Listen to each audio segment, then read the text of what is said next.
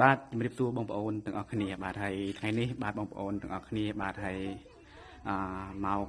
មើលគេធ្វើផ្ទះបងប្អូនទាំងអស់គ្នាហើយជាពិសេសថែមទៀត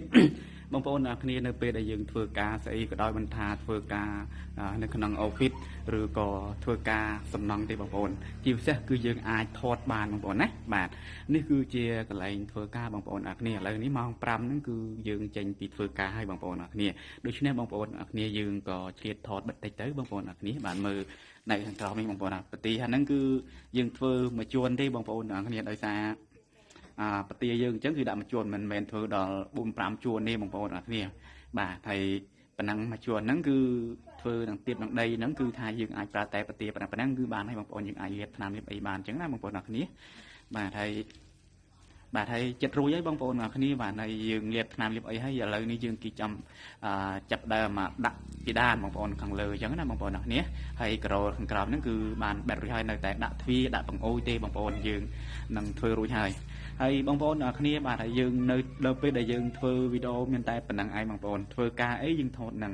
ហើយយើងផុសនៅក្នុង YouTube របស់យើងបងប្អូនទាំងអស់គ្នាហើយនេះគឺជា Channel YouTube របស់ខ្ញុំបងប្អូនទាំងអស់គ្នាដោយសារតែ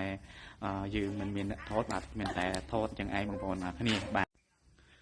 បងប្អូនទាំងអស់គ្នាបាទហើយ content បែបនេះបងប្អូនមានអ្នកមើលច្រើនណាបងប្អូនទាំងអស់គ្នាបាទ content ដែលយើងពុះក្រូយើងបិទក្រូអញ្ចឹងបងប្អូនទាំងអស់គ្នាបាទហើយនិយាយចំបងប្អូនផ្ទុះបាទយើងធ្វើឲ្យតែយើងពូកែថតពូកែធ្វើបងប្អូនប៉ុន្តែឥឡូវនេះខ្ញុំអត់បានថតនៅពេលដែលយើងធ្វើការធ្វើអីទេបងប្អូនទាំងអស់គ្នានៅពេលដែលយើងធ្វើការចប់ក៏អង្គុយលេងអញ្ចឹងគឺយើងថតទៅណាបងប្អូនទាំងអស់គ្នាបាទហើយជាពិសេសថែមទៀតបងប្អូនអ្នកដែលធ្វើចង្ការកៅស៊ូបងប្អូនទាំងគ្នាបាទចង្ការកៅស៊ូគឺថា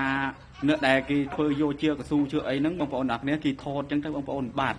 ទោះវីដេអូហ្នឹងគឺផ្ទុះមែនតើមិនបាទ content ចឹងបងប្អូនទាំងគ្នាបាទហើយខ្ញុំពិតជាសរសើរបងប្អូនមួយចំនួនដែលគាត់មានភាពក្លាហានក្នុងការធ្វើក្នុងការថតបងប្អូនណា